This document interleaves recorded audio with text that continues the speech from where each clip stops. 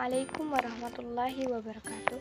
Halo semuanya, saya Saptadini, mahasiswi jurusan Manajemen Dakwah 2020 kelas A, Fakultas Dakwah dan Komunikasi, Universitas Islam Negeri Raden Fatah Palembang, dalam mata kuliah Manajemen Pers Dakwah dengan dosen pengampu Bapak Imron Supriyadi MHum. Dalam video ini, saya akan membahas mengenai manajemen.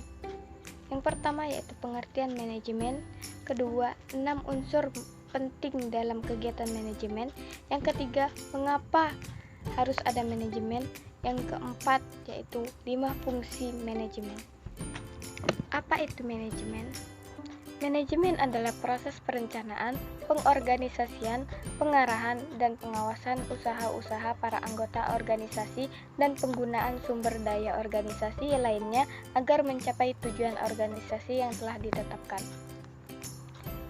Pengertian manajemen. Secara umum, manajemen adalah suatu proses di mana seseorang dapat mengatur segala sesuatu yang dikerjakan oleh individu ataupun kelompok. Dari pengertian tersebut, ilmu manajemen dapat diartikan sebagai kemampuan dalam mengatur sesuatu agar tujuan yang ingin dicapai dapat terpenuhi. Secara etimologi, manajemen berarti sebagai seni mengatur dan melaksanakan. Dengan menerapkan ilmu manajemen, diharapkan sesuatu yang sedang dikerjakan dapat selesai tepat waktu dan tanpa ada hal yang menjadi sia-sia. Tujuan tercapai karena terorganisir secara baik.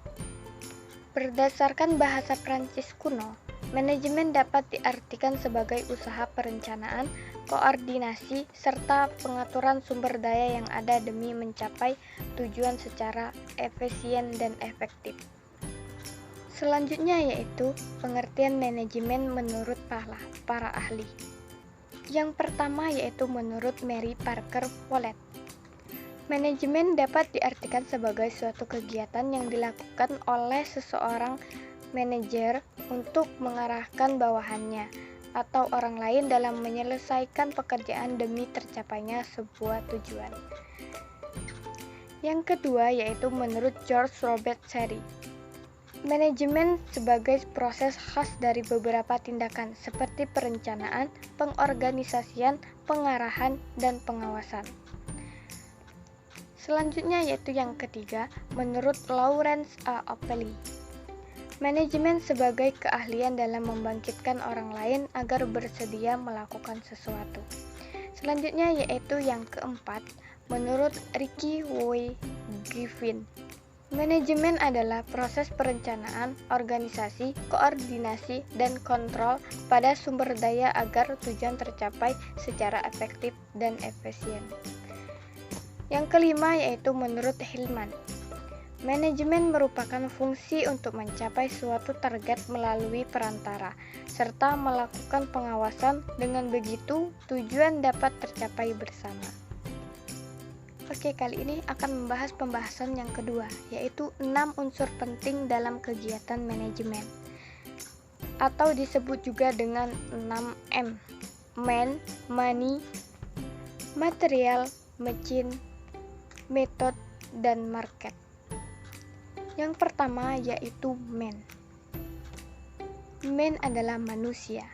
Manusia adalah faktor dan unsur terpenting dalam sebuah manajemen, sebab manusialah yang akan menjadi subjek atau pelaku sekaligus bisa objek dalam manajemen untuk kemudian bekerja sama demi tercapainya tujuan. Artinya, tanpa manusia, manajemen tidak pernah akan ada. Yang kedua adalah money atau uang. Unsur kedua yang penting dalam manajemen adalah uang. Menurut Bapak Imron Supriyadi, unsur kedua yaitu duit, yakni doa, usaha, iman, dan takwa. Menurutnya, duit sangat diperlukan dalam manajemen, baik duit dalam arti sebenarnya atau duit sebagai akronim, yakni doa, usaha, iman, dan takwa. Sebab dalam manajemen, supaya berjalan dengan baik, kita sangat mustahil tanpa melibatkan Tuhan melalui doa. Setelah berdoa, dalam manajemen juga perlu usaha. Keyakinan berhasil itu penting, tetapi kita harus percaya akan iman kepada Allah. karena semua yang dilakukan akan terkembali pada Allah. Capaian akhir dari sebuah manajemen agar semua berhasil adalah takwa. Artinya manajemen yang akan baik dan berjalan sesuai dengan harapan tanpa ada saling merugikan harus ada unsur takwa dalam arti mewarnai manajemen dengan nilai-nilai ketuhanan. Sebab tanpa itu sebuah manajemen akan hambar. Unsur M yang ketiga yaitu material atau bahan. Material atau bahan dalam manajemen menjadi hal penting sebab kualitas bisnis sangat dipengaruhi kualitas bahan yang dipilih. Jadi, jika bahan yang dipilih buruk, tujuan manajemen akan sulit tercapai. Unsur M yang keempat yaitu mesin atau mesin. Dengan menggunakan mesin akan membantu mempercepat pekerjaan yang dilakukan. Mesin digunakan untuk memproses bahan baku agar menjadi sebuah produk yang berkualitas. Unsur M yang kelima yaitu metode. Dalam tata kelola atau kita bahasakan manajemen diperlukan sebuah cara dan metode. Ketika kita sedang berada dalam sebuah organisasi atau sistem apapun, termasuk di perusahaan atau perguruan tinggi. Metode bukan hanya berkaitan dengan kata-kata, tetapi lebih dari itu diperlukan fasilitas, hardware, baik itu berupa duit, alat teknologi, dan lainnya. Unsur M yang keenam yaitu market atau pasar.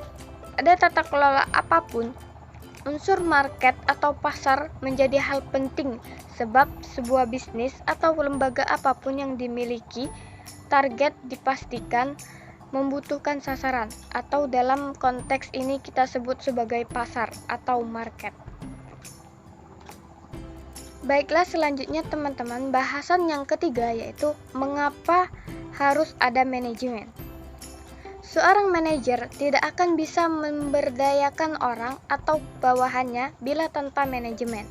Sebab kembali pada definisi manajemen, mengelola beberapa orang atau untuk kemudian diberdayakan demi terwujudnya tujuan tertentu.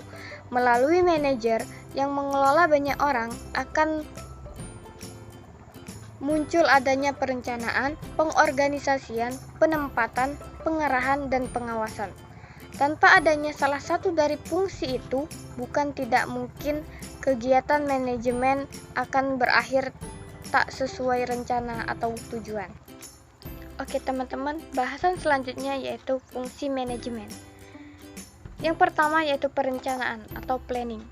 Dengan adanya perencanaan, manajer mengevaluasi segala tindakan, baik yang sesuai dilakukan maupun yang belum. Tanpa adanya perencanaan yang matang, tujuan dari kegiatan manajemen tidak akan tercapai. Yang kedua yaitu pengorganisasian atau organizing. Tujuannya untuk mempermudah proses pengawasan yang dilakukan manajer. Yang ketiga yaitu penempatan atau staffing. Manajer bertugas untuk menempatkan sumber daya yang bersedia sesuai dengan kebutuhan.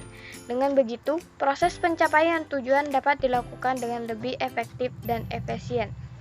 Yang keempat yaitu pengarahan, commanding. Pengarahan perlu dilakukan agar segala sesuatu yang dilakukan dapat berjalan sesuai rencana atau arahan. Yang kelima yaitu pengawasan atau controlling. Tujuannya agar kegiatan manajemen dapat berlangsung sesuai rencana. Baiklah teman-teman, dengan demikian pemaparan materi tentang manajemen. Semoga apa yang saya sampaikan dapat menambah wawasan dan ilmu pengetahuan kita semua. Terima kasih sudah menonton video ini sampai akhir dan jangan lupa untuk like, komen, dan subscribe di channel YouTube ini. Wassalamualaikum warahmatullahi wabarakatuh.